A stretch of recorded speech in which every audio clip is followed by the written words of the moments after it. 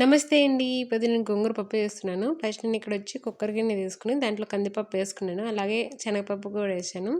ఒక గ్లాస్ కందిపప్పు, పావు గ్లాస్ వచ్చి శనగపప్పు వేసుకొని ఇలా 2 సార్లు కడిగేసుకోవాలి. నీళ్ళు పోసేసి ఇలా 2 సార్లు కడిగేసుకున్న తర్వాత ఇప్పుడు కొద్దిగా నీళ్ళు పోసేసి ఒక 10 నిమిషాలు బాగా పప్పు అనేది నానబెట్టాలి. 10 నిమిషాలు కానీ ఒక టైం ఉంటేనా ఒక అర్ధగంట సేపని నానబెట్టాలి. ఇప్పుడు పప్పు కొద్దిగా నానినాక గ్యాస్ పైన పెట్టేసుకోవాలి.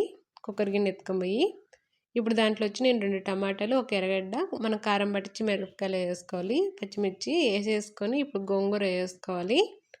గోంగూర వచ్చి నేను ఇక్కడ ఒక పెద్ద కట్ట గోంగూర తీసుకున్నాను.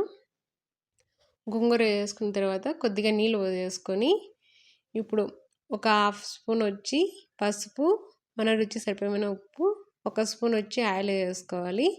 ఆయిల్ వేసేసుకొని మూత పెట్టేసుకోవాలి.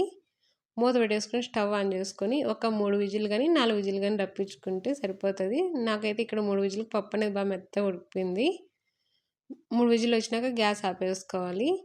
మీకు కానీ వీడియో నచ్చితే చిన్న లైక్ చేయండి, మన ఛానల్ సబ్స్క్రైబ్ చేసుకోండి. ఒకసారి ఇలా ట్రై చేయండి. గోంగూర పప్పు టేస్ట్ మాత్రం చాలా బాగా వస్తుంది.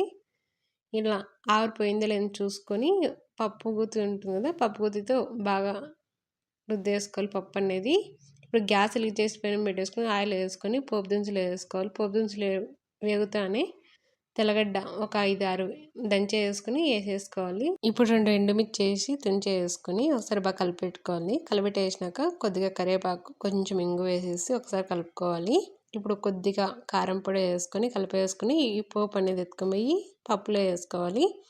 పప్పులో వేసుకుని ఒకసారి గింటి తీసుకుని బాగా కలిపెట్టేసుకుంటే మనకు పప్పు అనేది రెడీ అయిపోతుంది. ఒకసారి ఇలా ట్రై చేయండి. టేస్ట్ అనేది చాలా బాగా వస్తుంది. మీకు ఈ వీడియోలో అనిపించింది కింద కామెంట్ ద్వారా తెలియజేయండి.